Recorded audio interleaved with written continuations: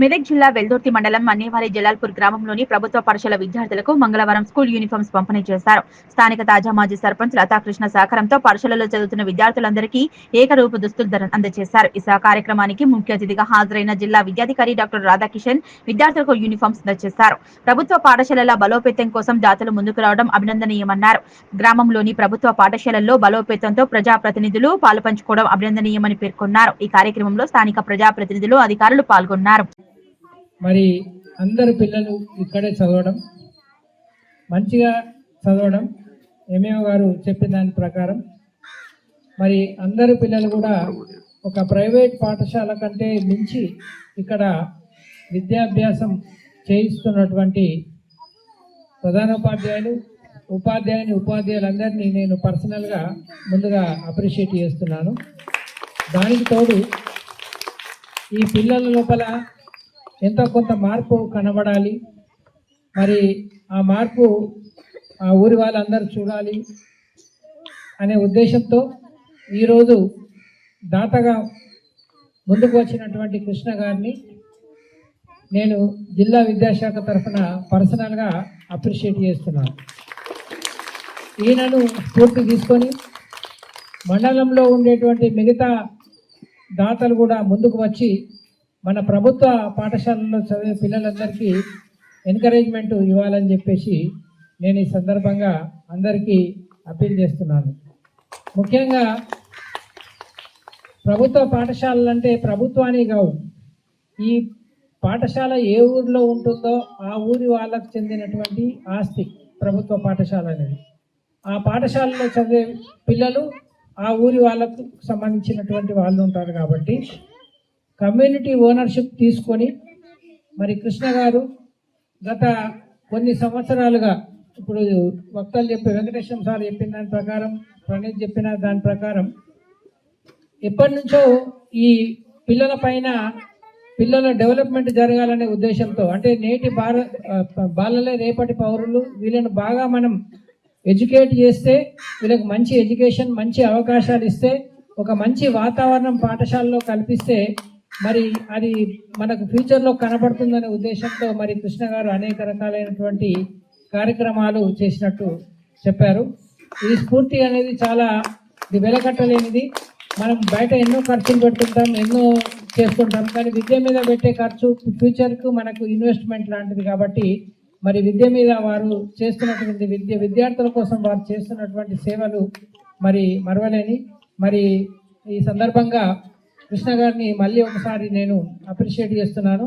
నాకు వెంకటేశం ఫోన్ చేసి చెప్పగానే వెల్దుర్తి మండలం ఇట్లా అంటే మారుమూల ప్రాంతం ఖచ్చితంగా వెళ్ళాలనే ఉద్దేశంతో ఇప్పుడు 2 గంటలకు నాకు ఒక జూమ్ మీటింగ్ ఉన్నా కానీ మా వాళ్ళని అటెండ్ చేయమని చెప్పాను. ఎందుకోసమంటే ఇంత దాత ముందుకొచ్చి అన్ని డబ్బులు ఖర్చు పెడుతున్నప్పుడు మనంతో స్వయంగా మనం కొంత అతన్ని అప్రిషియేట్ చేయాల్సినటువంటి అవసరం ఉందనే ఉద్దేశంతో మరి నేను రావడం జరిగింది. ఫ్యూచర్లో ఇంకా మీ మండలంలో ఏ స్కూల్లో ఇటువంటి కార్యక్రమాలు జరిగినా నాకు వీలు బట్టి ఖచ్చితంగా నేను వస్తాను. మరి ఇందాక కృష్ణ గారు చెప్పింది ఏంటంటే కాంపౌండ్ వాల్ లేదని చెప్పారు. ఈ కాంపౌండ్ వాల్ అనేది ఎన్ఆర్ఈజిఎస్ కిందనే టేకప్ చేయాలి. ఎంపీడీఓ గారిని కలిసి ఈ మన ఏఈపిఆర్తో దీని ఎస్టిమేషన్ వేయించి ఎన్ఆర్జిఎస్ కింద మీరు టేకప్ చేస్తే డబ్బులు ఇమీడియట్గా రావు. ఎన్ఆర్జిఎస్లో కండిషన్ ఏంటంటే ఏడాదికి రావచ్చు, లేదా 2 years కైనా రావచ్చు. 2 years లోపల ఖచ్చితంగా ఎన్ఆర్జిఎస్ డబ్బులు వస్తాయి. సెంట్రల్ గవర్నమెంట్ ఫండ్ కింద ఈ కాంపౌండ్ వాల్స్ అనేటి, కిచెన్ షెడ్, కాంపౌండ్ వాల్, తర్వాత టాయిలెట్స్ అనేటి ఎన్ఆర్జిఎస్ కిందనే టేకప్ చేయాలని మనకు రూల్ ఉన్నది. కాబట్టి సెపరేట్ ఫండ్స్ అంటూ దీనికి ఏముంటాయి, ఎన్ఆర్జిఎస్ కింద మీరు ఎప్పుడైనా దీన్ని టేకప్ చేయొచ్చు. ఇమీడియట్గా దీనికి ఎస్టిమేషన్ చేపించి మీరు ముందుకు వస్తుంటే నేను కలెక్టర్ గారికి ఈ ఫైల్ అప్రూవల్ చేపిస్తాను. నేను చేపించి దానిపైన ఫర్దర్గా మీరు దీన్ని చేస్తే, కానీ డబ్బుల కోసం ఒకటి కొంత ఆగాల్సినటువంటి అవసరం ఉంటుంది. మరి ఎన్ని మీటర్లు వస్తుందో దాని ప్రకారం వాళ్ళు శాంక్షన్ అనేది ఇస్తారు. మీరు అర్ధులను చూపించిన దాని ప్రకారం ఎన్ఆర్జిఎస్ కింద మనకు టేకప్ చేయడానికి 100% అవకాశాలు ఉన్నాయి. మరి దాని అప్రూవల్ కూడా నేను చేయించడానికి నేను ఈపీఆర్ చెప్పి నేను అప్రూవల్ కూడా చేయిస్తాను. మరి కాంపౌండ్ వాల్ అయితే మీ స్కూల్కి ఒక మంచి లుక్ వస్తుంది. బయట నుంచి పాములు అవన్నీ కూడా రాకుండా మీకు ప్రొటెక్షన్ అనేది కూడా ఉంటుంది. స్కూల్ ఆస్తులకు సంబంధించి బయట ఎవరైనా ఆకతాయిలు వచ్చి కూడా ఎటువంటి డిస్టర్బెన్స్ చేయడానికి అవకాశం ఉండదు. కాబట్టి ఎన్ఆర్జిఎస్ కింద మరి కాంపౌండ్ వాళ్ళు మీరు ఎవరు ముందుకు వచ్చినా వాళ్ళకే మనకు అమౌంట్ వచ్చేటట్టు అది దాంట్లో అవకాశం గ్రామ పంచాయతీ సెక్రటరీ ద్వారా రిజల్యూషన్ చేసి మనం చేయొచ్చు. అది దానికి కూడా మీరు ప్లాన్ చేయండి. అదేవిధంగా పిల్లలు క్వాలిటీ పరంగా ముందున్నారని చెప్పారు.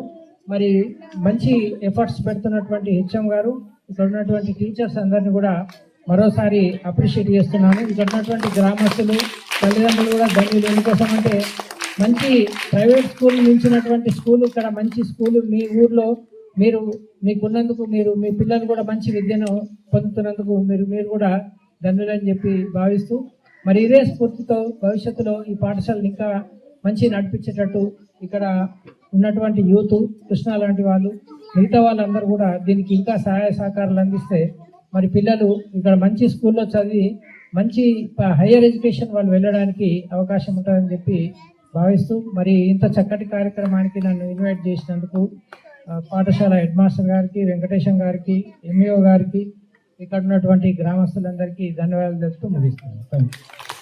ప్రత్యేకంగా ధన్యవాదాలు మా గ్రామస్తులందరి తరఫున డిఓ సార్ గారికి. అందరు క్లాస్ కొట్టండి. ఇలాంటి కార్యక్రమాలు చేస్తుంటాం సార్. గతంలో కూడా చాలా కార్యక్రమాలు చేసినాం. ఈ కార్యక్రమాన్ని మంచి ఆలోచనతోటి తీసుకున్న మా ఉపాధ్యాయ బృందానికి ప్రత్యేక ధన్యవాదాలు. ఎందుకంటే పిల్లల్ని స్పోర్ట్స్ డ్రెస్లో చూద్దామని ఒక ఆలోచన, మంచి ఆలోచన వచ్చింది సార్ వాళ్ళకి. మేము ఇప్పటివరకు మస్తు కార్యక్రమాలు చేసినాం, కానీ ఈ ఆలోచన మాకు కూడా రాలేదు. ఈ ఆలోచనతోటి మండల స్థాయిలో కూడా ఇంకా మంచి స్కూల్స్ కూడా దాన్ని ఆదర్శంగా తీసుకుంటారని అనుకుంటున్నాం. అలాగే ఈ కార్యక్రమానికి సహకరించిన ప్రతి ఒక్కరికి పేరు పేరున ధన్యవాదాలు.